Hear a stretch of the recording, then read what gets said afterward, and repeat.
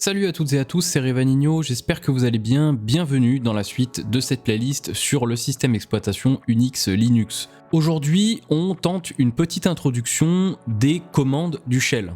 Alors on a déjà vu bien sûr quelques commandes, on s'en est servi, notamment du package manager. On a également utilisé des commandes qu'on utilise quotidiennement, comme par exemple les commandes cd pour faire un change directory, les commandes ls pour afficher ce qui se trouve dans un répertoire, les commandes sudo, les commandes su, enfin on en a utilisé un certain nombre. Dans cette vidéo en fait, on va expliquer ce qu'elles sont. On va également expliquer les différents types de commandes qui existent, parce qu'il y a plusieurs types de commandes qui existent. Elles ne font pas toutes la même chose et elles n'ont pas toutes la même nature. Donc on va commencer tout de suite par les définir. Donc on a plusieurs types de commandes quand on est dans le shell, bien évidemment. Donc ici j'ai ouvert un shell, comme vous pouvez le voir, il est déjà prêt, pas de souci. On va d'ailleurs même augmenter un petit peu pour que vous puissiez voir. Si jamais il y a un problème d'affichage quand on va voir les arguments, les commutateurs et voir ce qu'on peut faire avec chaque commande, enfin on verra pas ce qu'on peut faire avec chaque commande, mais je vous montrerai les bases, on va dire les fondamentaux en ce qui concerne l'affichage des commutateurs de chaque commande, parce qu'il faut savoir que les commandes peuvent souvent être composées avec ce qu'on appelle des commutateurs. Donc par exemple ici on va commencer tout de suite. Si je fais par exemple ls-l, je fais quelque chose sous forme de liste. Alors on va faire peut-être moins pour que vous puissiez un petit peu mieux voir. Ici voilà, on augmente la taille de l'écran, enfin de la fenêtre plutôt. Donc ici en fait, par exemple, l'argument L, ou ce qu'on appelle un commutateur, nous permet de structurer le résultat de notre ls sous forme de liste. Donc là on voit qu'on a une liste détaillée, parce qu'on voit aussi les droits. On voit le nom du profil qui est, enfin le nom de l'utilisateur qui est propriétaire, on voit son groupe, etc. Donc si on ne l'avait pas fait, ce L, si on s'était contenté simplement de faire ls, eh bien vous voyez, on aurait eu un affichage beaucoup plus trivial, beaucoup plus archaïque, où on aurait simplement eu le nom des dossiers des fichiers dans le répertoire en question et aucune information les concernant. Donc vous voyez que on a la possibilité de faire ce genre de choses. On a également d'autres commutateurs bien sûr, et en fait pour faire la liste des commutateurs qu'on peut utiliser, eh bien on peut faire help.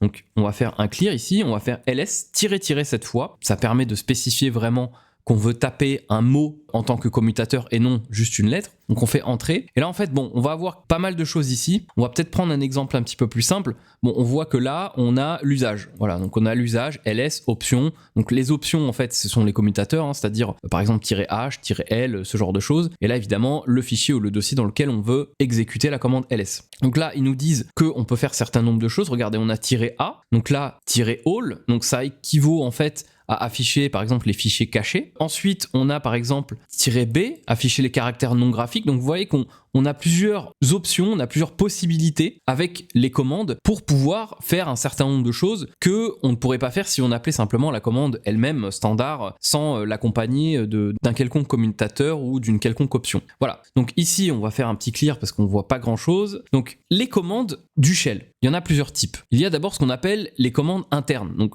on appelle ça aussi les built-in commands en anglais. Évidemment, Unix, Linux, ce sont des systèmes d'exploitation qui sont écrits bien évidemment en anglais. D'ailleurs, comme tous les langages de développement, ou presque, les langages de programmation. Donc, en général, on utilise l'anglais. Voilà. Donc, ces commandes-là, elles sont en fait intégrées, elles appartiennent au shell, c'est-à-dire au terminal ici, donc entre guillemets. Ces commandes-là, quelle est leur spécificité? En fait, leur spécificité, c'est d'être intégrées au shell, ce qui leur permet d'être invoquées beaucoup plus rapidement. On va pas aller chercher les autres commandes sous forme de programme, par exemple, qu'on appelle des commandes POSIX, qui incluent des commandes système, des commandes réseau, etc. On va directement invoquer cette commande qui est incluse directement dans le shell. C'est une primitive du shell. Par exemple, la commande cd, change directory, c'est une commande qui est incluse dans le shell. C'est une primitive du shell parce que cette commande, en fait, c'est une commande. Alors, je pense que le choix est assez arbitraire finalement, mais ce genre de commande qui est incluse dans le shell, elle doit être exécutée de manière très rapide. Et étant donné qu'on a l'habitude, on fait souvent des change directory, eh bien, la commande cd est une primitive de shell, notamment pour cette raison. Par exemple, je fais cd, je ne sais pas, home. Là, en fait, la commande que j'ai exécutée, c'est une commande qui appartient au shell, c'est une primitive du shell, et donc son invocation est extrêmement rapide. Alors je dis pas que c'est pas le cas pour les autres commandes. ls par exemple, ce n'est pas une commande du shell, c'est une commande qu'on va voir tout de suite après, qui fait partie de ce qu'on appelle les commandes POSIX. Les commandes POSIX, elles regroupent plusieurs types de commandes. Pourquoi je fais ce choix de ne parler que de deux catégories? Parce qu'il y en existe plusieurs en fait. Les commandes POSIX, elles sont subdivisées en plusieurs types de commandes. On a par exemple les commandes de file system, on a les commandes réseau, on a plein d'autres commandes, mais en fait, on va mettre tout ça dans les types de commandes commandes POSIX parce que les commandes POSIX, ce sont des commandes qui permettent l'interopérabilité entre la majorité des systèmes d'exploitation Unix-like. Autrement dit, là, en ce moment, on va dire, à notre époque, les systèmes Unix, ce sont plutôt des systèmes Linux. Linux est devenu le système d'exploitation Unix-like qui est majoritaire. C'est d'ailleurs pour ça que j'ai décidé de faire cette playlist sur Linux et pas sur un autre OS Unix-like, parce que Linux, évidemment, est un système d'exploitation qui est énormément utilisé. Du coup, la commande ls, c'est une commande POSIX. Pourquoi POSIX ? Parce qu'elle est interopérable entre plusieurs systèmes d'exploitation Unix-like. C'est-à-dire que la commande ls, elle sera la même concrètement que une commande ls qu'on exécutera par exemple sur un Debian ou sur un OpenSUSE ou sur un Arch Linux. Enfin, elle sera vraiment la même et les modalités de son utilisation seront les mêmes qu'on soit sur un Oracle Linux, un Debian ou même un macOS finalement, parce que macOS X, il est en grande partie ce qu'on appelle POSIX compliant, c'est-à-dire qu'il est interopérable au niveau de ces fonctions-là avec d'autres systèmes Unix-like. Du coup, la commande ls, c'est une commande POSIX. La question que vous vous posez, c'est comment est-ce qu'on peut savoir finalement quelle commande est une commande POSIX, quelle commande est une commande du shell ? Eh bien, il y a une commande qui est elle-même une primitive du shell qui permet de le savoir. Cette commande, elle s'appelle type.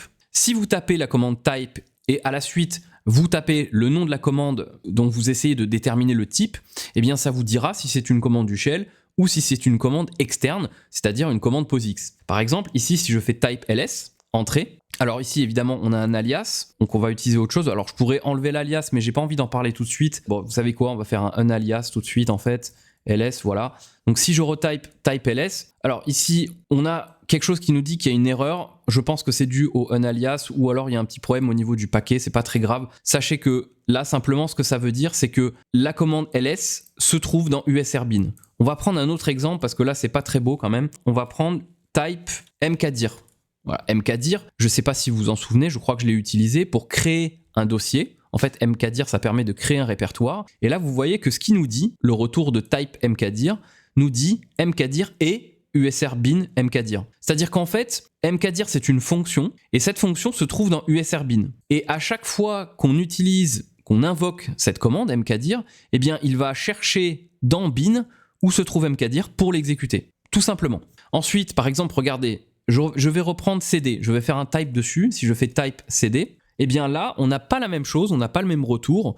On a cd est une primitive du shell. Donc voilà, comme je vous l'ai dit, c'est une primitive du shell, c'est-à-dire qu'elle est vraiment incluse, elle fait partie du shell. Ce n'est pas une fonction que l'OS va chercher dans un répertoire, par exemple bin ou sbin. Là, c'est vraiment une commande qui est intégrée au shell lui-même. Donc, de toute façon, au fil du temps, vous saurez un petit peu quelles sont les commandes qui sont plutôt des commandes POSIX, quelles sont les commandes qui sont plutôt des commandes du shell, c'est-à-dire des built-in commandes. Vous prendrez l'habitude de ça, mais si jamais vous avez un doute, n'hésitez pas, utilisez la commande type suivie du nom de la commande par rapport à laquelle vous faites votre recherche. Bon, on va prendre quand même peut-être un exemple ou deux de plus de commandes pour voir lesquelles appartiennent à des commandes POSIX, enfin lesquelles sont des commandes POSIX externes et lesquelles sont des commandes du shell. Par exemple, echo, c'est une primitive du shell. Vous voyez, echo est une primitive du shell. Maintenant, par exemple, si je fais un type de PS, alors PS, pareil, il me dit PS est taché. Je ne sais pas pourquoi il me dit ça, alors attendez, il faut peut-être que je fasse un sudo su. Voilà, je vais passer en route et je vais essayer de faire la même chose. Type PS. Ok, donc à mon avis, c'était plutôt un problème de privilège, un problème de droit. Il ne nous permettait pas peut-être d'avoir un accès direct et complet à la fonction ls. Il nous renvoyait quelque chose de comme quoi c'était corrompu. Enfin bref, c'est pas très important. Là, vous voyez que regardez, PS et bin PS. C'est-à-dire que vraiment, ici, on se rend compte que PS n'est rien d'autre que la fonction PS qui se trouve dans bin. Alors, je vous rappelle que bin, quand on fait un ls sur la racine, on voit que ici, bin, ce n'est autre qu'un ce qu'on appelle un symlink vers usrbin. Donc ici, on voit qu'on a PS et bin PS. En fait, ce qu'il faut comprendre, c'est que PS est usr/bin/ps. Voilà, donc c'est une fonction qui est dans usrbin. Voilà. Donc on va regarder un petit peu ce qu'il y a dans bin. On pourrait, Bon, il y a beaucoup de choses, donc ça risque d'être un petit peu indigeste. Si je fais un ls de usrbin, voilà, on a énormément de choses. Donc là, si on s'amuse un petit peu à regarder, on va pouvoir trouver des commandes qu'on a utilisées et qu'on va prendre l'habitude d'utiliser assez souvent. Donc par exemple, on va retrouver ls. Alors bon, je pourrais faire un grep, mais on va pas perdre de temps là-dessus. Si on descend ici, vous voyez, hop, tac, on devrait voir ls normalement, ln, donc ln ça c'est pour créer des liens symboliques, et est-ce qu'on voit ls quelque part? Oui, voilà. Vous voyez la commande ls, donc la commande qui permet d'afficher ce qui se trouve dans un répertoire, elle est là. En fait, donc on a bien la confirmation que c'est une fonction, donc c'est un fichier, hein, vous voyez, il n'y a pas de D devant les droits, donc c'est bien un fichier. En fait, c'est une fonction, voilà, c'est une fonction POSIX qui est vraiment une fonction qui est interopérable, qui est compatible sur tous les systèmes d'exploitation de type Unix, comme toutes les autres commandes de type finalement Unix qui sont dans bin. Alors attention, pas toutes. On a par exemple des commandes liées au gestionnaire de service, au gestionnaire de démons. Systemctl, ce n'est pas une commande POSIX. Attention, regardez, il nous dit quand même que c'est une fonction qui est dans bin systemctl, mais ce n'est pas une commande POSIX pour la simple et bonne raison que c'est un gestionnaire de service de démons qui appartient à systemd, et systemd n'est pas nécessairement installé sur les machines Unix-like. Donc on a vu dans la vidéo justement sur systemctl, dans l'introduction, j'ai dit que systemctl était venu en remplacement de, par exemple, Upstart, d'Initd, etc. Donc, à l'époque où systemctl n'existait pas, il est évident que POSIX existait déjà, ce qui fait que systemctl, ce n'est pas une commande POSIX. C'est une commande système qui permet de gérer le gestionnaire de service, etc. Mais ce n'est pas une commande POSIX. Donc, attention, utiliser la commande type sur une commande, une fonction, et avoir ce genre de résultat, c'est-à-dire une fonction est dans bin systemctl, ce n'est pas une preuve que la commande est POSIX, hein, attention. Mais toutes les commandes POSIX seront affichées de cette manière-là. Donc en fait, c'est une implication qui n'est pas réciproque, c'est-à-dire que toutes les commandes POSIX, si vous faites un type dessus, eh bien vous aurez un retour de ce type-là. Néanmoins, toutes les commandes de ce type-là ne sont pas nécessairement des commandes POSIX. Voilà. Donc, je pense qu'on peut s'arrêter là. C'était vraiment une vidéo assez courte d'introduction. L'important, c'est que vous compreniez en fait qu'il y a plusieurs types de commandes. Quelle est finalement leur nature? Alors, j'ai peut-être pas assez décrit ce que c'était qu'une fonction POSIX, au-delà de son interopérabilité, etc. Une commande POSIX, c'est vraiment une fonction, hein. C'est vraiment quelque chose qui va être exécuté. Et en fait, qu'est-ce qui permet au système de savoir ce que vous faites lorsque vous appelez par exemple la fonction mkdir? Là, on n'est pas du tout dans le répertoire bin, on est dans le répertoire home. Donc vous me direz que puisque c'est une fonction, puisque c'est une commande qui se trouve dans bin, comment est-ce que le système peut savoir ce que je veux dire lorsque je fais par exemple mkdir-ptest? Vous voyez? Comment le système peut savoir que mkdir est une commande et qu'elle se trouve dans bin? Eh bien ça sera le sujet d'une autre vidéo, mais tout simplement, ce que je peux vous dire, c'est qu'on a ce qu'on appelle en Linux, et d'ailleurs dans n'importe quel système d'exploitation, des variables d'environnement, et en particulier une variable d'environnement qui s'appelle la variable path. Lorsqu'on tape quoi que ce soit dans le terminal, le système va aller chercher aux endroits qui sont spécifiés dans le path s'il trouve la commande en question. S'il ne la trouve pas, eh bien, il va dire qu'il ne connaît pas la commande. S'il la trouve, il va l'exécuter. Et il s'avère que, évidemment, bin, le dossier bin, donc usr bin, se trouve dans la variable d'environnement path, et donc du coup, il va automatiquement chercher, lorsque vous invoquez, lorsque vous exécutez n'importe quelle commande, il va tout de suite aller voir si elle existe dans bin et dans sbin, et l'exécuter s'il la trouve. Voilà, si vous avez des questions, n'hésitez pas à les poser dans les commentaires. Si vous avez aimé cette vidéo, mettez un petit pouce bleu, et bien sûr, abonnez-vous si ce n'est pas encore fait. Moi, je vous dis à bientôt dans la prochaine vidéo de cette playlist sur le système d'exploitation Unix Linux. Allez, ciao ciao.